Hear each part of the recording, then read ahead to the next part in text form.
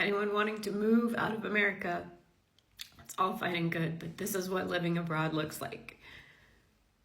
A lot of the time, it's shitty and lonely and scary and exhausting.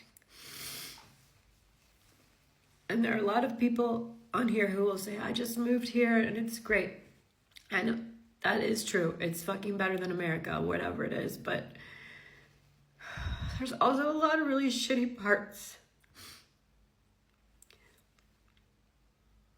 My daughter was just here for 3 weeks. She left this morning to fly back to go to school.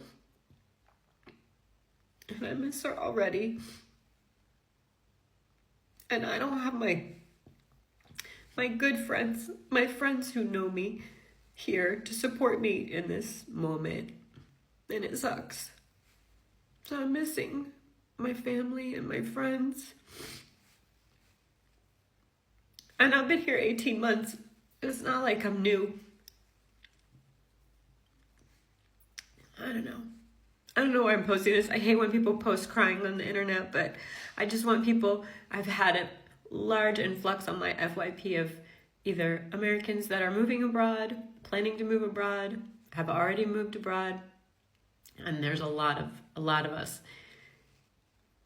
And there's a lot of reasons to want to move abroad, and I get that America is not a safe place for a lot of people right now. But it's just, you need to know the reality of like how mentally hard it is to start over.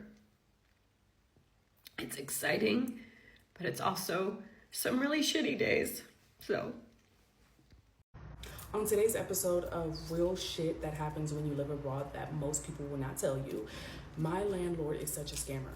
Because you are an American, people will try to scam the fuck out of you. If you're an American, if you're from the UK, if you're from Canada, if you're from any place in Europe, I don't give a fuck, because people don't know. They hear like a Nordic accent, they might hear a Bulgarian or a Russian accent.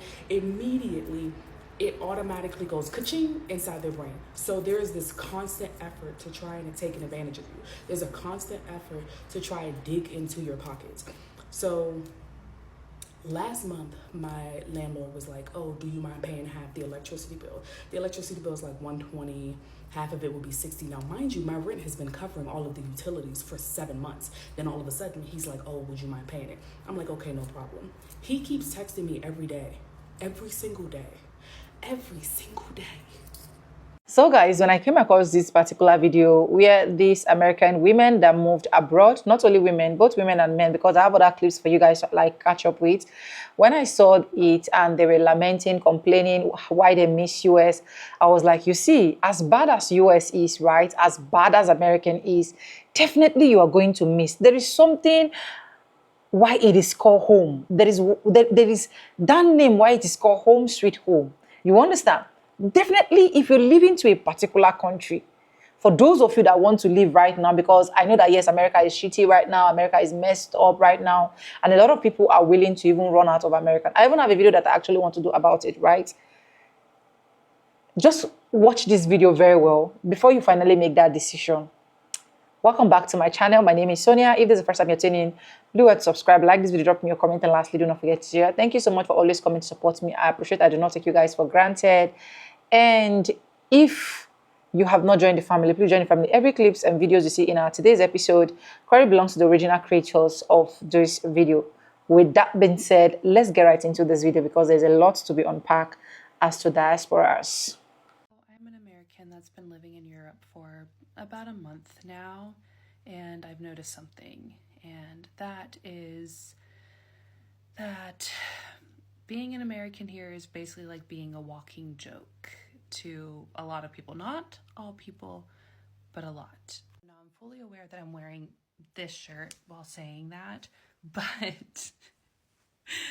it's different. It's my pajama shirt. It's like 4 o'clock in the morning, okay? Anyways, whenever I meet someone and they're like, oh, hey, where are you from? As soon as they hear that I'm from the States, like 2 things pop into their head. They're like, okay, I either have to criticize the United States or I have to make fun of them the entire conversation. Like, for example, I had a German man pull out his phone and just scroll through a bunch of memes, like just making fun of the United States. And he's like, oh my God, it's so funny, right? And I was just like, yeah, like the first couple were pretty hilarious. Like you got some good ones there, but like it's been about 30 minutes now and like you don't even know my name.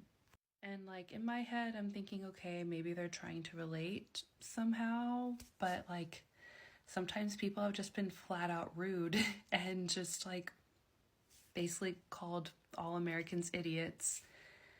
And I don't know, like this isn't my first rodeo. I have traveled a lot, and for some reason Europe just has this weird thing with the United States. But I will say Dutch people though have been really, really nice. You guys had good questions. You were so kind to me, so I really appreciate it. This is the first time I've been abroad since the election, and I've lost count of how many times I've gotten the look, that look of awe and sympathy that I get when I tell people I'm from the States. In the past few weeks, I've been to the UK, I've been to Lithuania, I've been to Latvia, I've been to Estonia, I've been to Sweden, I've been to Norway, I've been to Finland, I've been to the Åland Islands, and everywhere I go, I get the look. I have never been ashamed of my country, never been ashamed of my country. I served it for 16 years. And what I've had to do over here, after the 5th or 6th or 7th conversation, I had to tell them, I'm from Canada. I can't even claim my own fucking country. This administration that's coming in has painted a target on our backs. I'll always love my country, but I fucking hate the cowards that are coming in to run it. Yeah, these Americans have actually moved, that are actually seeing all of this thing that they are going through. I wish they can be able to relate the message and pass the message out very well, so that a lot of people that are in the US can actually learn right now. These are what people also see when they come to your country, and at the end of the day, you think they are coming to steal your work from you. People that are looking for greener pastures, you think they are coming to steal every single thing that you have. Now you can see that the reality of you also moving to another country as a US citizen is not easy. It's not easy. So when you see people leaving their own country to any part of the country and you meet them, learn to treat them nicely. Learn to treat them nicely, because all of these things you're complaining are things that even people that are living in your country are complaining more and more. You can see the reality. Reality is facts. You understand? See, do your research before you leave any country. Do your research before you leave your motherland. Do your research before you leave your fatherland, or whatsoever they call it. But respect people. Respect people that are in your own country. The moment you hear that these people are foreigners, please do well to respect them, because these people are going through a lot. A lot. Let's go ahead and continue this video, and I'll be back with commentaries. When you are romanticizing of moving to Italy, here's what they don't tell you. Yes, the food is amazing. Yes, the water is rich. Yes, the scenery is breathtaking. But the Wi-Fi is non-existent. Like, non-existent to the point it takes 3 months for installation. There's no AC in the summer. August is completely shut down because everyone is on holiday. Good luck trying to get any type of installation done in the summer months, because no one works. When you find an apartment, you have to sign at least a 3 to 5 year lease. There is no such thing as iced coffee. And if you ask for an Americano, they will bring you an espresso with a teapot of hot water. This country is extremely hard to navigate if you don't speak any Italian, because there's only a small population of people that live in Italy that actually speak English. Getting a job without speaking Italian is extremely difficult to do. And it's not as easy as they make it sound online. As an American living in Spain, there's a couple things that I just don't really understand fully, and I don't think I ever will understand fully. Firstly, that being today is Sunday, Domingo, right? And in Spain, it feels like everybody and their mom is not working, no shops are open, the restaurants are all closed. Nothing is happening on Sunday. It's like the whole world gets put on stop. People are just sitting at parks, I mean, they sit at parks every day in Spain, which is one of the things I like. I find it really annoying that if I need to get stuff done during the weekend, I have to do it all on Saturday because Sunday, no shots getting handled. Like, explain to me, like, most people do like laundry or go to like a pharmacy or go to a grocery store on Sundays because it's like their reset day. But in Spain, you can't do that. You can't reset on Sunday. You have to reset actually on Saturday. Sunday is supposed to be like a mental reset, and then you carry on from that. Another thing is why on the weekends is there so much traffic? I'll never understand that. I live in Barcelona, obviously, and I know a lot of people go to Costa Brava for the weekend because Costa Brava is great. I went there last night, first time in Costa Brava, unreal. Barcelona, also unreal. But the traffic on the weekends when everything is closed is absolutely obscene. I'm out and about with the boys right now trying to find some food. Hopefully we can find a good ramen spot or something because this is peak, guys.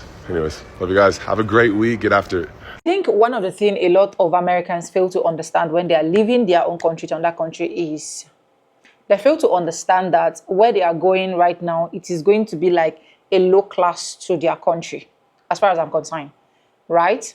Just take, for example, Americans that relocate down to Nigeria here currently now. We have people that are coming from US to Nigeria. You understand? They should know that it is going to be like, everything is not going to sit well like their country. Because if their country have permanent electricity, here we do not have permanent electricity. So you have to do more, like putting your solar and so on and so forth. You should also know that you're going to be lonely because people you're going to be meeting here, you're going to be making new friends entirely. And it's going to take time for a lot of people to be able to accept the fact that you want to be their friend. Or you as well, it's going to take time for you to be able to like relate. So these reality are facts. That's just the honest truth. And if you have all of those things in mind, you will know that as you're moving to a particular country, these are what you should expect. And it will not break you down so much. You can imagine someone that have stayed in a particular country for over 18 months coming online to cry. That's because she have seen, she wish to go back to her own country no matter how bad her country is, which is no matter how bad US is. But another thing again I love is I love these women that are coming out to speak out so that a lot of people can actually learn and know that if you're looking for something greener and you want it to be a pasture, you don't just get it at all costs. You have to work for it. Anyways, let's go ahead and roll the last clips I have in this video. Then I'll be back with commentaries. If you've not subscribed at this point, do what, subscribe and let us know what your take is in the comment section. Let's go there, guys. Since I'm American and live in Norway, people ask me all the time if there's anything that I don't like about living in Europe. Generally, I love living in Europe for so many reasons, but there is one thing I don't like. The one thing I don't like is ice, or the lack of ice that I find in Europe is just crazy. If you've been following me, then you know I don't have a freezer. My fridge doesn't have a freezer. I'm gonna show you it, but it's the first time in my life that I have ever had a fridge that did not have a freezer. So my ice cube trays, worthless. And I've been to 40 countries now. I've traveled all over Europe. And I remember when I very first came to Europe, I think I was in Poland, and I ordered a drink, just like a soda or whatever. And I said, hey, can you bring me a glass with some ice? The dude brought me a glass with 2 ice cubes. 2 ice cubes? What am I gonna do with 2 ice cubes? And he talking about, oh, is that enough? Yeah, it's enough to piss me off. Where's the rest of the ice?